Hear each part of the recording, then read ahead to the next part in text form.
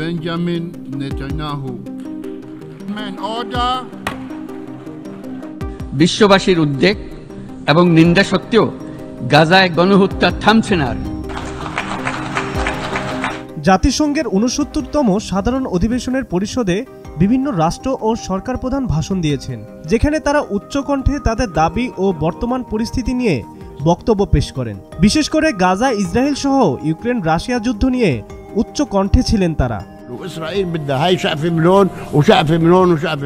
এরই মধ্যে জাতিসংঘের অধিবেশনে বিরল চিত্র দেখেন বিশ্ববাসী। ইসরায়েলের প্রধানমন্ত্রী বেনিয়ামিন নেতানিয়াহু বক্তব্য দিতে মঞ্চে ওঠার পর সেখানে উপস্থিত অনেক রাষ্ট্রপ্রধান এবং তাদের প্রতিনিধিরা বের হয়ে যান। সাধারণ পরিষদের সরাসরি প্রচারিত অনুষ্ঠানে দেখা গেছে, নেতানিয়াহু বক্তব্য শুরু করার পর অধিবেশনের কক্ষের বেশিরভাগ আসনই খালি পড়ে আছে। বিভিন্ন প্রতিবেদনে বলা হচ্ছে, গাজা যুদ্ধ এবং সম্প্রতি লেবাননে একের পর এক ইসরায়েলি হামলার প্রতিবাদে অনেক রাষ্ট্রপ্রধান ও কূটনীতিবিদরা অধিবেশন কক্ষ থেকে বের হয়ে যান। এরপর নেতানিয়াহু দীর্ঘ সময় কথা বলেন। ওই সময় তিনি হামাস ও হিজবুল্লাহর কড়া সমালোচনা করেন এবং জানান যতদিন পর্যন্ত তাদের লক্ষ্য অর্জন না করবেন ততদিন যুদ্ধ অব্যাহত রাখবেন।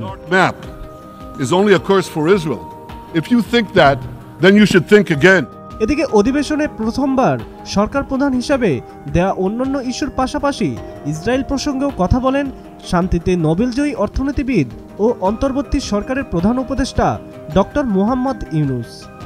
বিশ্ববাসীর উদ্বেগ এবং নিন্দা সত্ত্বেও গাজায় গণহত্যা থামছে না।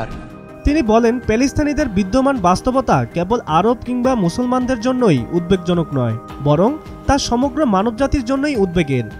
একজন মানুষ হিসেবে প্রত্যেক প্যালেস্তানির জীবন অমূল্য। প্যালেস্তাইনের জনগণের বিরুদ্ধে যে মানবতা বিরোধী অপরাধ হচ্ছে তার জন্য সংশ্লিষ্ট সকলকে দায়বদ্ধ করতে হবে।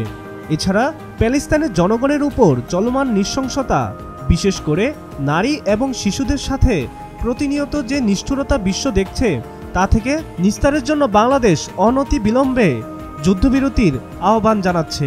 ফিলিস্তিনের মতো বিদ্যমান বাস্তবতা কেবল আরব কিংবা মুসলমানদের জন্যই উদ্বেগজনক নয়, বরং তা সমগ্র মানব জাতির জন্যই উদ্বেগের বিষয়।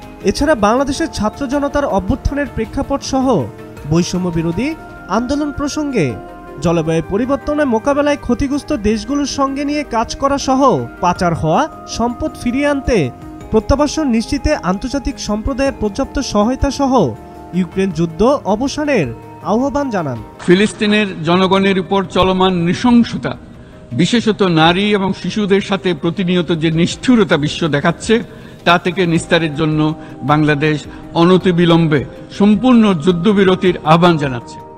এদিকে জাতিসংঘের সাধারণ পরিষদের অধিবেশনে ডক্টর ইউনুসের বক্তব্যকে মাইলফলক হিসেবে দেখছেন বিশ্লেষকরা।